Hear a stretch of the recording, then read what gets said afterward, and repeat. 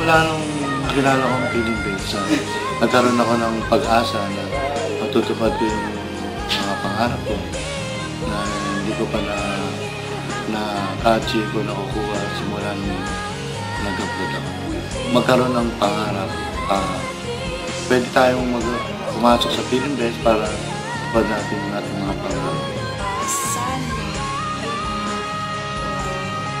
sa pagbabudget na sana mas unahin nyo yung mga importante or para makita niyo yung pinaghirapan nyo sa future nyo. Ayan. Ang iniisip ko sa palagay ko, magandang mag-invest ako ngayon kasi sa tagal ko na dito sa Kuwait, wala pa akong nai-invest. Kaya umpisahan ko dito sa PhilInvest. Ngayon, hindi na nasasayang. Nalalagay ko na sa PhilInvest sa buwan ng bayad. Yes, ang may papayo ko sa mga mag-a-abroad pa lang, alis lang sa natin para mapagsapan naman sa business. Save for the future. Kailangan natin. Kailangan natin yung mga pinaghirapan natin, kailangan balang araw may makikita tayo na ito yun. Naman sabing dugot pawis natin. Ang naging puhunan natin para makamit natin yun. Gulang ng go. Ang aking pong may papayo at ini-encourage ko na rin po yung mga kapwa natin mga manggagawa rito sa Middle East, hindi lang po rito sa Kuwait, kundi particular po rito sa abroad, na hinikayat ko po kayo na mag-invest habang tayo po ay nandirito, ay matuto po tayong mag-ipon at mag-invest sa ating pong kinabukasan ng ating mga anak, ganon din sa ating mga apo. Wow! Pag sinabi kong PhilInvest, solve na po. At home po pag nasa PhilInvest. At papayo ko po sa ating mga kapatiran, mga kababayan na narito sa Kuwait, simulan na natin mag-invest. Hindi pa huhuli ang lahat. Simulan po natin mag-invest tayo at habang tayo po narito malakas at may kinikitang maganda, simulan na po natin. Dito mag-invest. Para makapag-start na sila, kahit sabihin mo matagal na sila, at least hindi pa naman huli. Andito pa rin naman sila. Sila, habang tumatagal tayo dito sa bansa, parang buwan na lang, nawawala lang yung natin, yung kinikita natin. So, kailangan natin mag-invest para meron na tayo for the future. Ano lang magustuhang bilhin, parang wala kang pinaglalaanan. Like, pag siya sapatos lang. Bibili sa ganda ako. Sa discount niya, wala ng sapatos. Buti na lang Kondo. Buti na lang ngayon na pag-isipan niya na ganyan. Kasi mahirap kasi kapag uwi mo ng Pinas, wala ka parang pinaghihirapan.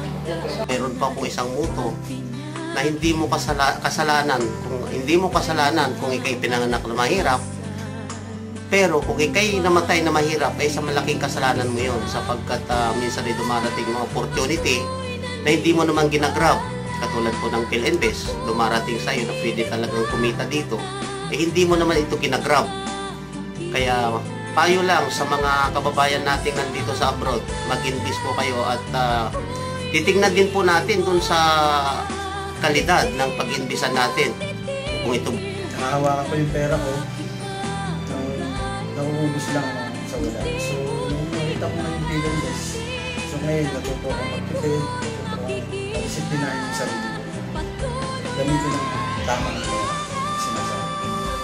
It's time na siguro para mag-isip tayo sa katotohanan kung ayaw natin magtagal dito sa abroad, gisingin natin yung sarili natin, mag-invest na or gumawa ng paraan na dati mas naman ako. Ang may papayo ko sa kanila, habang maaga pa, kahit kung kayo nag-abroad, maganda mag-invest na kayo ngayon. Nang sa ganun, kung hindi na kayo nag-abroad, mayroon kayong hinihintay na income.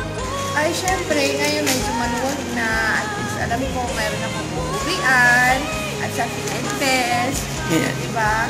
So, at meron akong kabuhayan na habang nandito po tayo, ay matututo tayong maglaan para sa kinabukasan na hindi po tayo habang buhay na nandito sa Kuwait na hanggang pagtanda nandito. Kaya kung mayroon kayong konting natira, itabi po natin ito sa investment.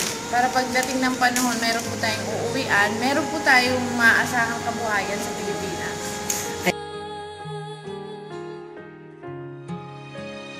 PhilInvestor ako. PhilInvestor ako. PhilInvestor ako. Investor ako. Investor ako. Investor ako. Investor ako. Phil investor. Investor ako.